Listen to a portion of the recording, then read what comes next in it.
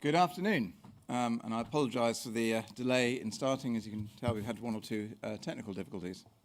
So today I'm joined by the Deputy Medical Officer of Health, Dr. Ivan Muscat, the Director General of Justice and Home Affairs, Julian Blaisby, and the Group Managing Director for HCS, Rob Sainsbury. We will be providing an update on Jersey's position today and the management of the latest wave in cases. But one thing I want to absolutely emphasise from the start is that this is a different phase of the pandemic. We have high levels of infections, but hospitalisations to date remain low, and our vaccines are working thanks to our world-class vaccination programme.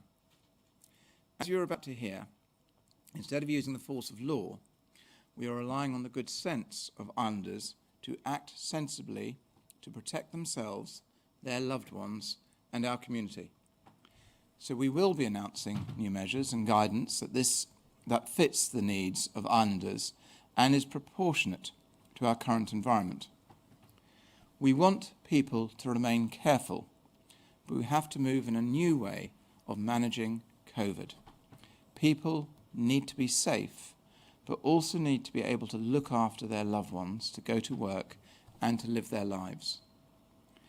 We are closely monitoring the increase in positive cases and continue to work at pace to ensure that the risk to Islanders is minimal and our public health is safeguarded.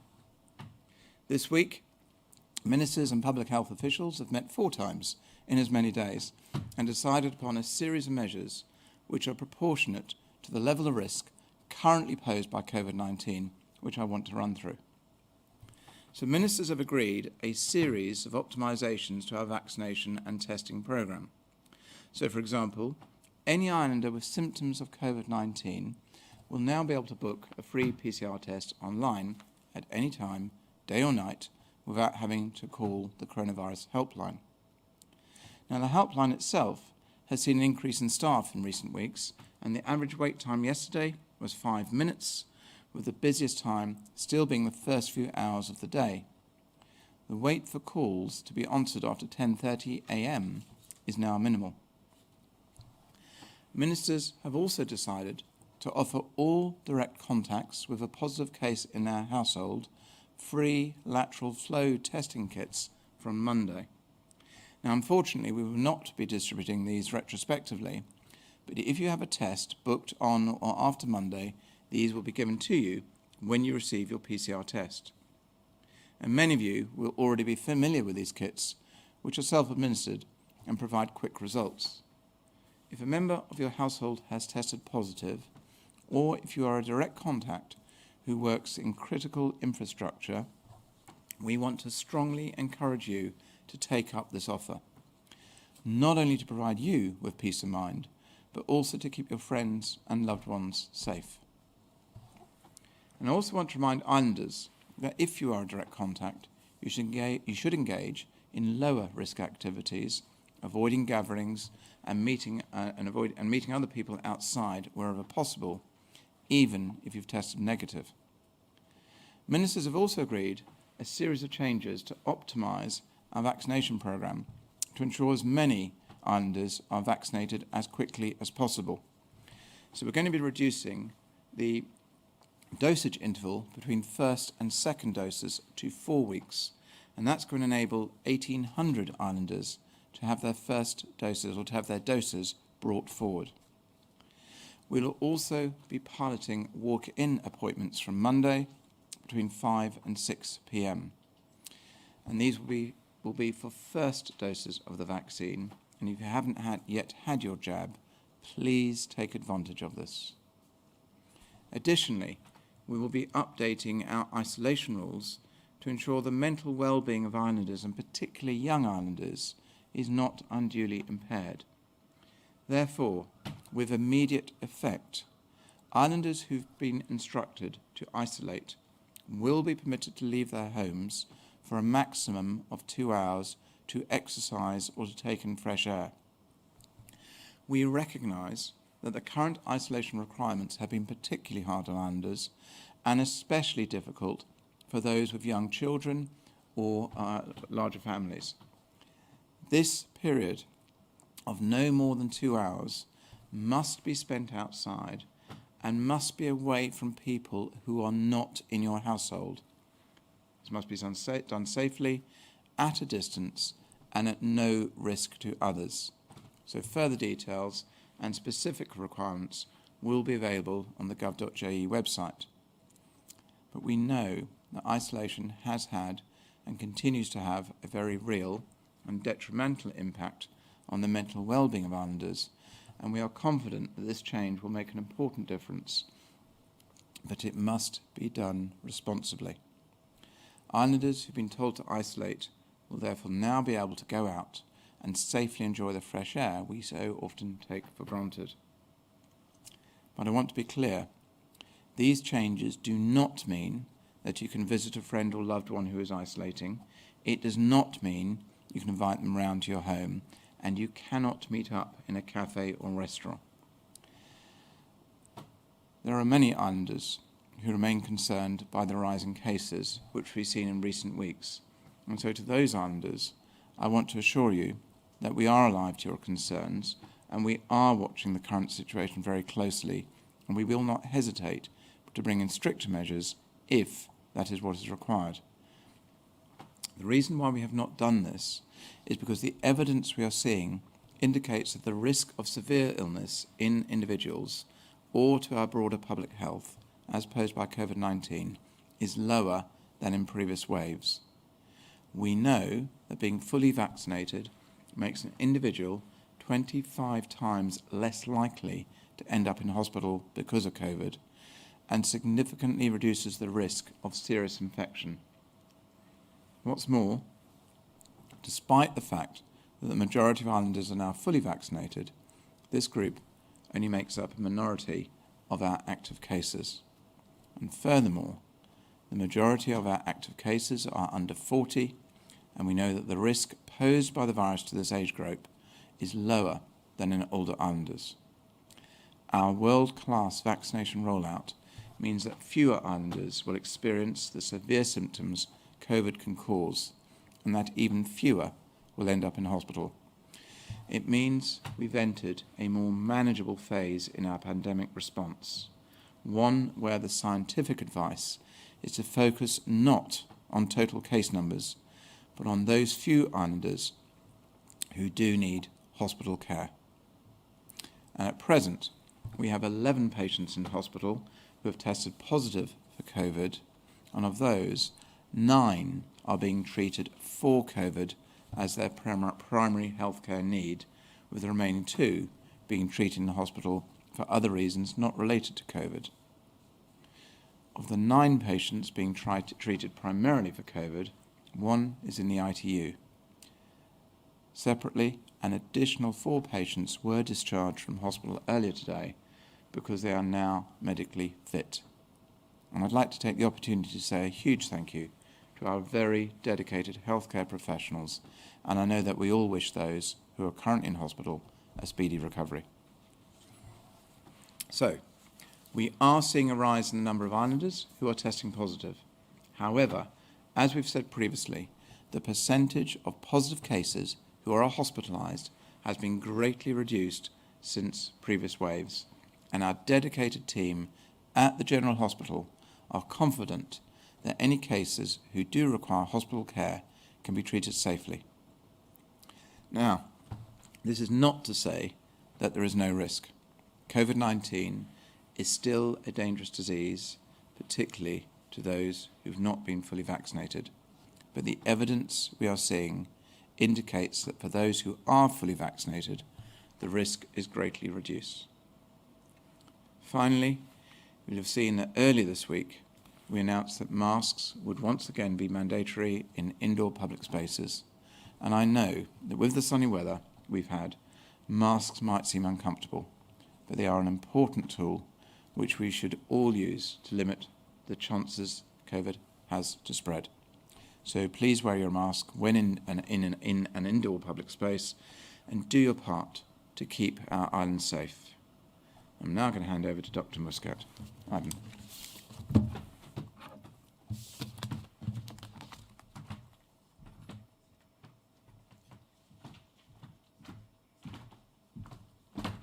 Chief Minister.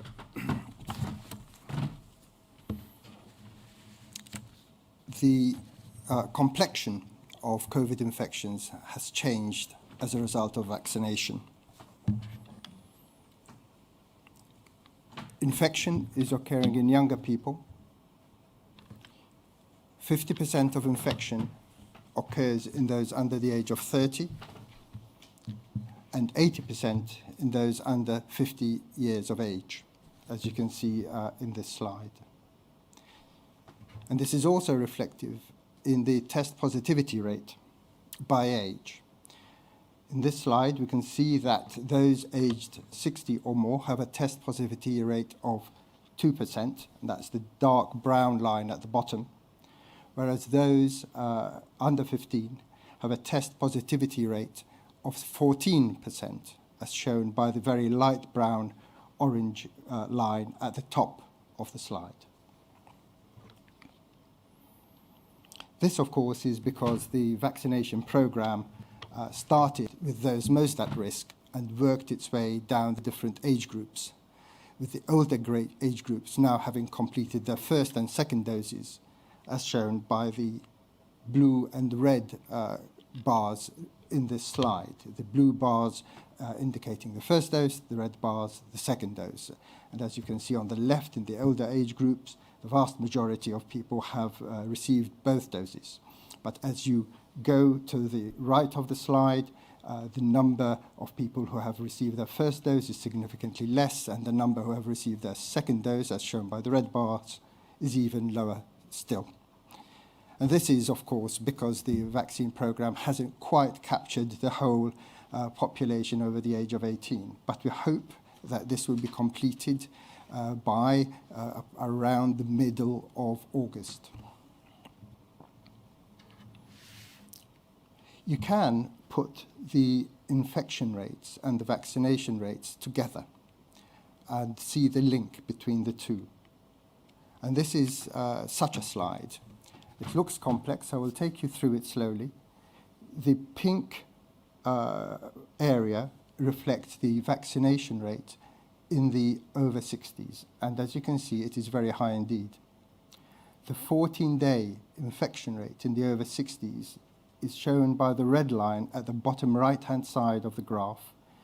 The 14-day rate in that group is about 860 per 100,000 in 14 days. In contrast, the vaccination rate in the under 60s is shown by the grey area.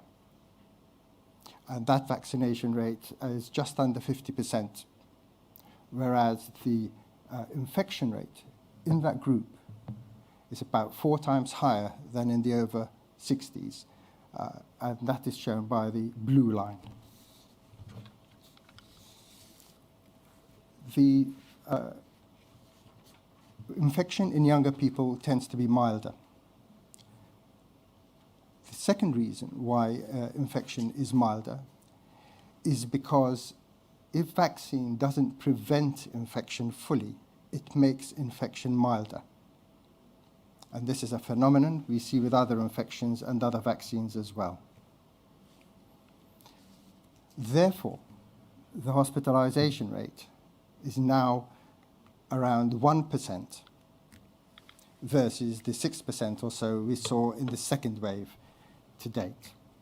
Obviously, as the number of cases increases in the community, that 1% or so of admissions will mean a larger number of admitted individuals. We are therefore not taking this lightly. We are not pretending that COVID has gone away. We do need to respond to it. As always, our strategy has been to balance harms. And we need to bear in mind that the Delta variant that we currently have is 3 times more transmissible than the original wild types. This slide shows that the increased transmissibility of Delta has made it the predominant variant in England and in Jersey. the light blue-green part of the graph on the right-hand side depicts the Delta variant taking over previous variants shown in purple, pink, orange, and green.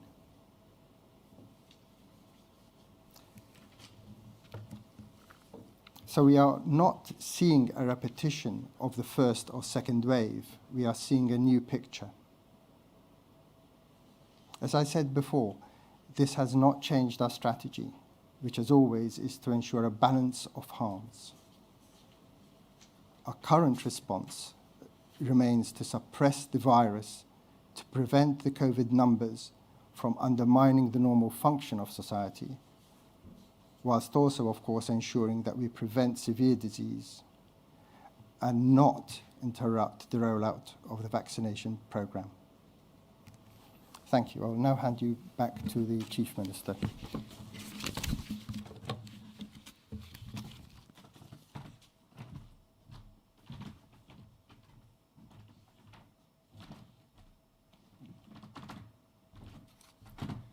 Thank you, Ivan.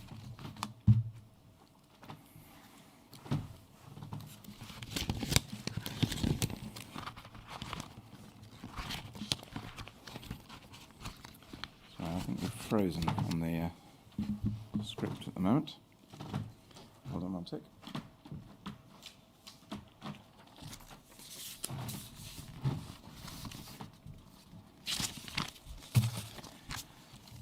So before we take questions from the media, I want to briefly cover some of the messages which we've given during recent press conferences.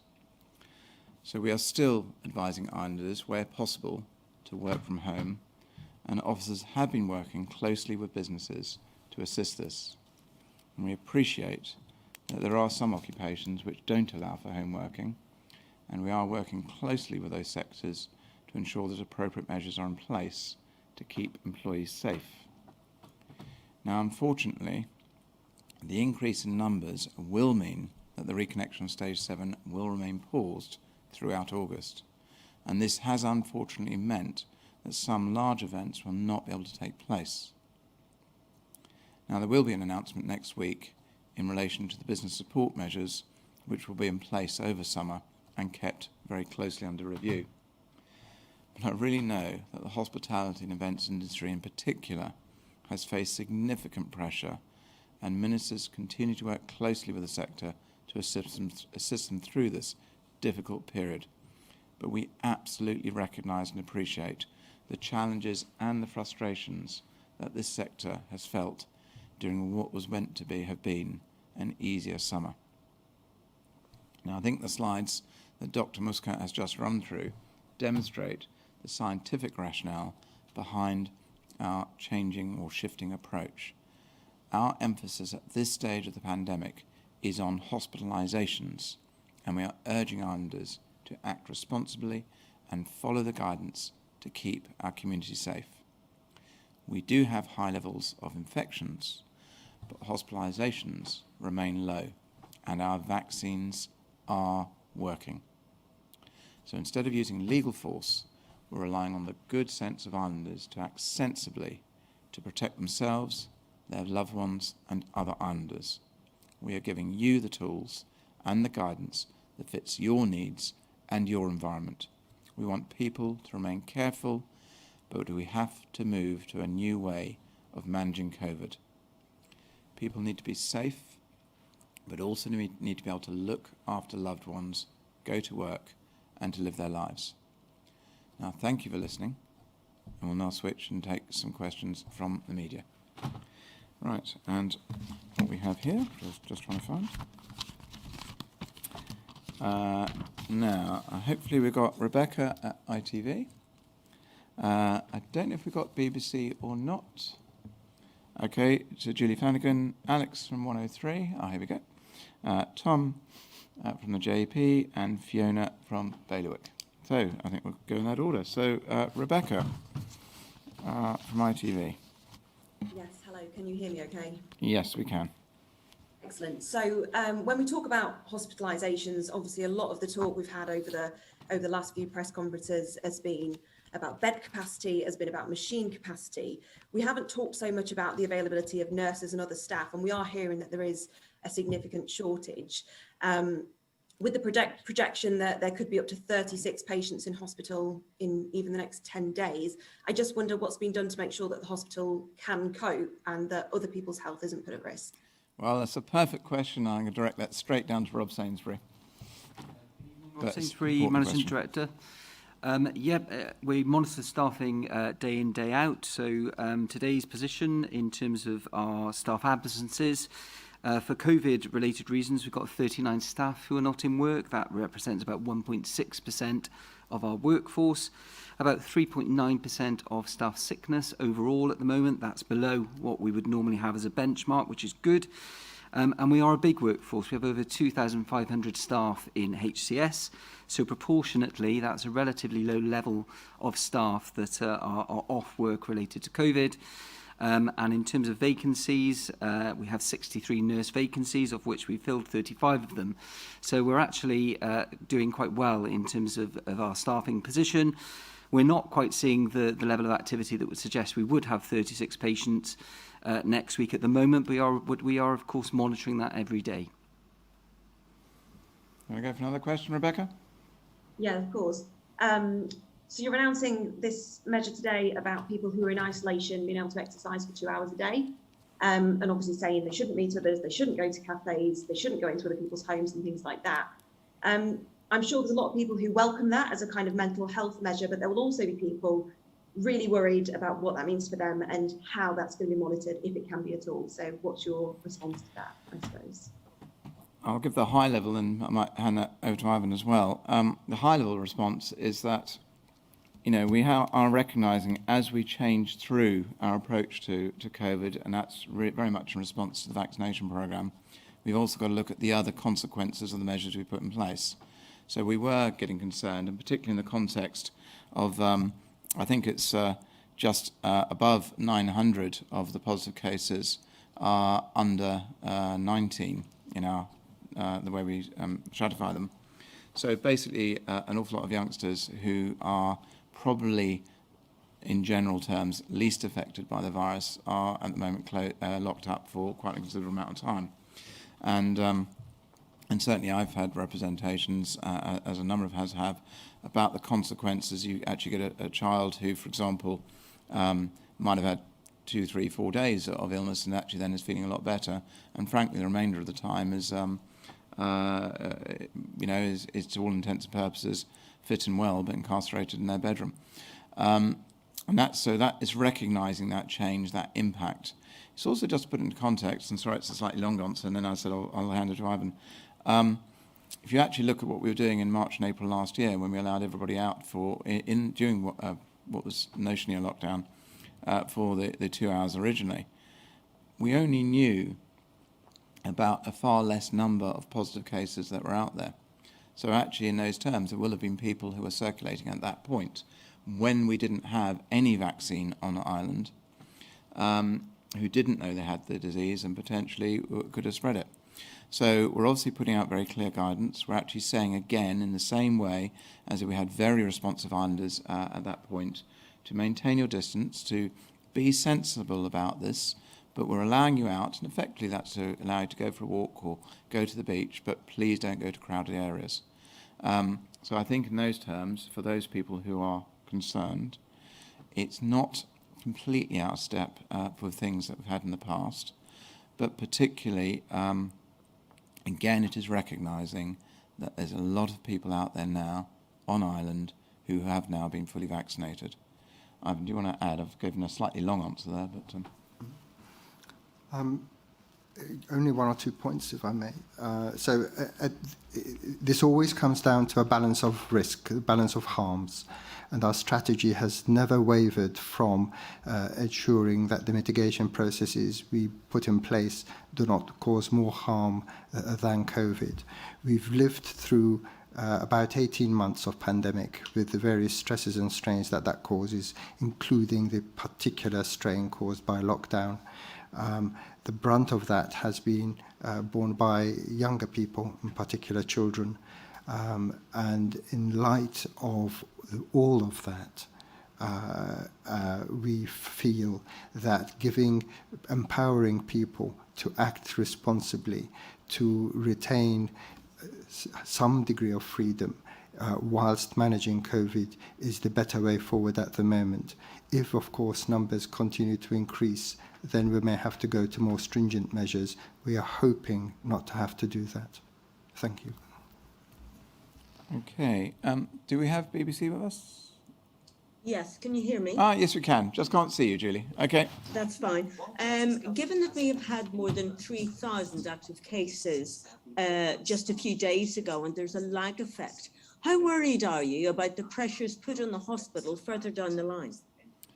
I think actually I'll hand that directly to Rob, if that's okay. And obviously he's given an early response, but I think, Rob, if you want to re-emphasise where we are. Yes, of course. So we monitor the position day in, day out. So we are having COVID activity coming into the hospital, and we've been living with these pathways for quite some time now, so they're well established within the hospital. And I think today's position is representative of what we've seen this week, really. So at our bed position at 3 o'clock, 11 patients in hospital. Of the 11, 9 with a primary clinical COVID need, and the others in hospital with COVID, but not because of COVID. And we are seeing and monitoring that split, because it is that split that is different to the previous waves. We are going to see patients coming into hospital who have COVID, but they're not necessarily in hospital to have treatment for COVID. We're seeing a split in the proportion of that. So we will monitor the bed position day in, day out. We have good capacity in the hospital within all of our specialties at this time. We monitor that every day, every hour of every day within our capacity meetings. And our modelling at the moment is within the thresholds that we would have below an 85% bed occupancy. We are obviously looking at critical care capacity, but it feels that the majority of requirement for our patients at this time is usually within our medical beds in the hospital, who need some kind of respiratory support when we have admissions. And we are seeing those patients then discharged. We've had quite a few discharges today. So we are seeing a different position to wave 1 and 2. But of course, we monitor this every day, working with our public health colleagues as well. Okay, do you want to go for a second question? No, that's it from me. Thank you. Oh, okay. Right. Alex, 103. Hello, can you hear me okay? Yep. Brilliant, thank you. So you mentioned in your statement earlier that people will soon be able to book PCR swab tests online rather than having to call the COVID helpline. Is there any anticipation on how this might affect? You know, we've been hearing a bit about people being kept on hold and having to, waiting to have their call answered for over an hour. Is there any sort of figures and sort of predictions on what this might do in terms of people who do need to call the helpline for other reasons being able to get through? Well, I'll give you the high-level response, then I'll hand directly across to Julian. He can give you a bit more detail. But also, as we've been saying over the last couple of weeks, that we have been putting more resource in to manning the helpline. We've also done some technological updates, and obviously this is the most recent one, which is to take the pressure off the helpline. And as I said in my speech, we're now down to an average wait time, I think it was yesterday, of about 5 minutes. And obviously that's easier. I think it was after 10:30, and obviously it does mean there are longer wait times in the morning. So if people pick their timing, they should get through pretty easily. But so I think the short answer is it is likely, therefore, by doing this, it will again improve matters. But we have been putting in various measures to improve them as we've been going along. Julian, do you want to add? Yes, thank you. And in terms of the impact of those improvements and measures the Chief Minister mentioned, this week the percentage of calls answered has gone up from 60% to today to 94%. And the average waiting time today was less than 1 minute. So that's been seen significant improvement, which is obviously good news for those contacting the helpline. The ability to book online now for those symptomatic people will clearly take some pressure off the helpline, and also be a better service for those individuals by self-serving, by being able to choose a time, go online and choose a time that suits them without having to call the helpline. So we anticipate that will help the system, will be better outcome for those people who are symptomatic, and we're prepared for that change coming up. Okay, do you want to go for another question? Certainly. We've heard today that the EMA has approved the Moderna jab for being used for 12 to 17-year-olds. Provided the JCVI approves, would that be something you'd consider rolling out to young people in Jersey? That's definitely one I'll pass to Ivan. Thank you. The MHRA had, in fact, already approved the Pfizer vaccine for use in people aged 11 to 17. The Moderna, I'm glad to see, has also taken a step closer to being used in that manner in Europe. But the JCVI feel and have just officially recommended that for the moment, vaccination in the under 18s should be limited to those who have significant underlying illness, largely a neurological illness or immune suppression. Additionally, they recommend vaccination to the 11 to 18-year-olds in those 11 to 17-year-olds in those who live with significantly immune suppressed individuals, in other words, a form of ring vaccination to protect the immune suppressed individual they're living with. And finally, they have also approved the use of the vaccine in 17-year-olds who are due to become 18 within the next 3 months, primarily, of course, to protect them when they go to university or further afield. They are, however, stressing that they continue to look at the data emerging from real life, where vaccination in 11 to 17-year-olds is being undertaken, such as in Canada, Israel, and 1 or 2 other jurisdictions. And they will, of course, update their recommendations when they feel it is appropriate to do so.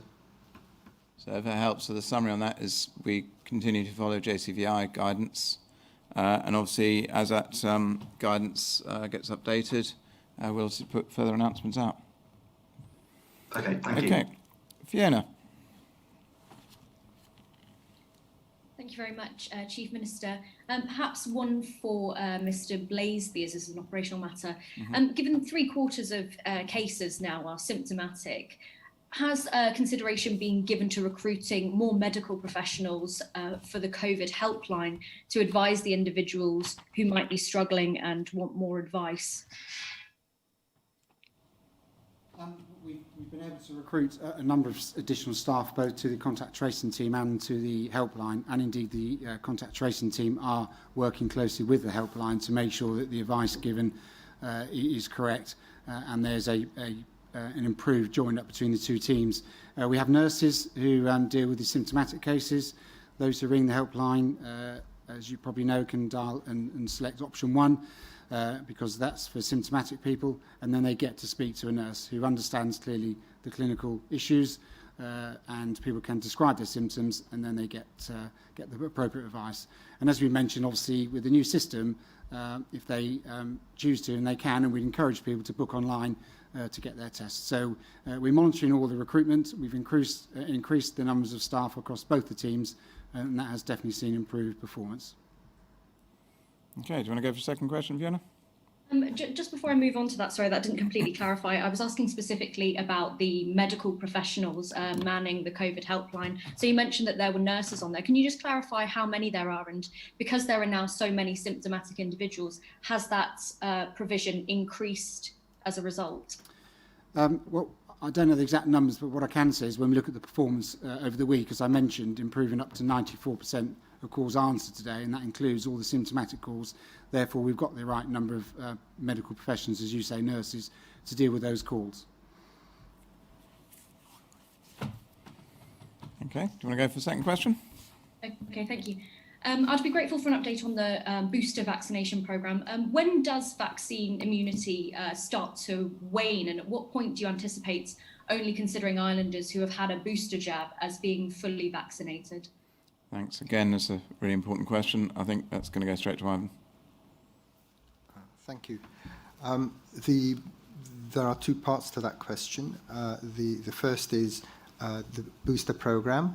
That is being scheduled for September, October, or thereabouts. We are working on the details of that, as is the UK and other dependencies. The booster program has timetabled, has scheduled the various subgroups and the order in which they will be vaccinated. Largely, it's going to be people over the age of 50 and those at risk, in addition to healthcare staff. The duration of immunity due to vaccination isn't quite clear yet. We are obviously gathering data from the initial trials of the vaccine, that's before they became available to the general public, because they're the first people to have been vaccinated. And of course, we're also gathering post-marketing experience as well, which will be very significant because of the numbers involved. But we haven't got those numbers yet. We do think there may be some waning of immunity after about 1 year or so, which is why a booster is coming in September, October. But certainly the immunity from vaccination is better than the immunity from natural infection. So I must stress that if people have had natural infection due to COVID, they must still get vaccinated, because that provides better and more homogeneous immunity. Does that answer your question? Yes, that's really helpful. Thank you. Just a quick note on the groups you mentioned. So to be clear, would that be following the same JCVI groupings that we did in the original vaccination programme? Essentially, it would, and there are two reasons for that. That the original programme was designed to prevent severe disease, and therefore was aimed initially at those most at risk, and then working down the risk groups. And of course, that way of thinking still holds. The other is that those most at risk were the first people to be vaccinated, and therefore their immunity would be the first to start waning, because of the time gap and because of them being particularly at risk because of age. And with age, your immune system gets older too, and therefore gets weaker. So for all those reasons, the same type of rollout will be happening. Okay, thanks, Fiona. Tom? Hello, just checking you can hear me. Yes, we can hear you. Splendid. I'm talking about vaccination, and I'm assuming that we'd like to raise our overall numbers, 84% with the first jab. We're lagging behind, for example, Guernsey with 95% there. And just in terms of what we do to that, we've seen some quite decisive action by neighbouring jurisdictions on this front, with France saying that you needed a vaccine passport to go to various restaurants, cafes, museums, gyms, cinemas, and 1.3 million people booked jabs as a result of that announcement. There have been similar things in the UK, and Italy have just announced that today. What can you tell us about why we are or aren't moving towards having a vaccination passport scheme here in Jersey? I think the short answer is, firstly, yes, we are in a good position, and we remain on track, if not slightly ahead of where we are in targeting the percentages we're trying to achieve in vaccinations. I think so far and to date, we really do feel that's a disproportionate response in terms of kind of the vaccination passport internal to the island. There are civil liberty issues around it, and to be honest, I think my suspicion at this stage, from the discussions we've had politically, is that ministers would need a lot of convincing to go down that line.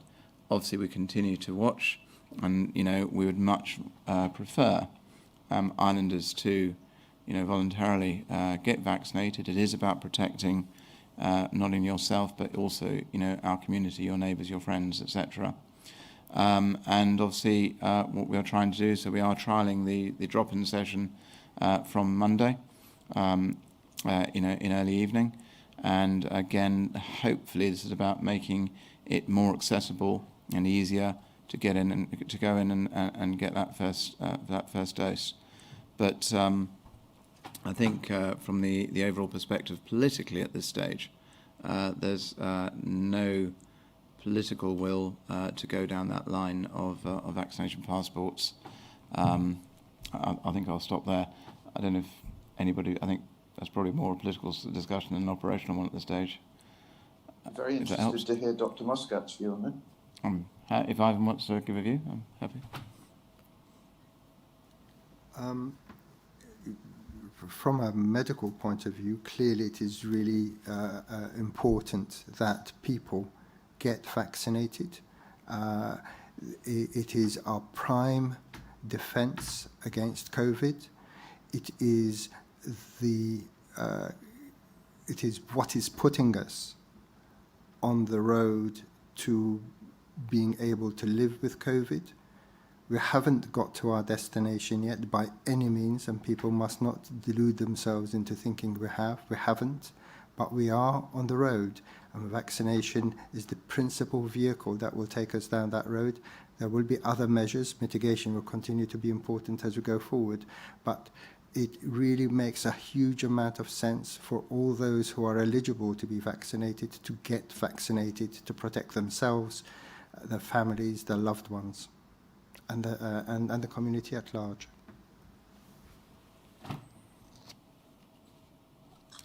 So I think at this stage it's more about keep encouraging people. There is good vaccine take-up. We do want to see it more. If we can accelerate it, we will do. And we have, there's been some active consideration around that again in the last few days. We've got the trial opening on Monday. Let's see how that goes, but we just need to keep pushing it forward. You want to go for your second question? Yes, thank you. I'd like to focus on the hospital and what impact the current levels are having on routine procedures and operations. I'm certain that any urgent or emergency procedures are still being seen, but in terms of routine operations for islanders who may be in at least discomfort or pain with conditions with knees and hips and things like that they've been booked in for, if they are booked in over, let's say, the next 6 weeks or so to the end of August, what are the prospects for them in terms of what percentage of them will get seen and how many of them are going to have their operations put off? Yeah. So in terms of our elective scheduled care, our operations and our diagnostic functions, there is no further impact to our hospital services at this stage as a result of COVID. We have had some specific staffing problems within our theatre unit, and that position is recovering each week. And so the schedule that we have for the next 6 weeks for our operations at this time is unchanged. We obviously continue to run our urgent and emergency services as well. And we envisage that the routine activity will be able to feed back into that potentially throughout the next 6 weeks. But certainly at the end of August, we expect the activity to be back up to where it was pre the recent period of staff issues that we had within the theatre unit. So that situation is resolving. We've not had a COVID impact to any of our elective activity at this time. Thank you. Okay. I think given the time, we will start to close the conference, but I'll just thank everybody who's come in.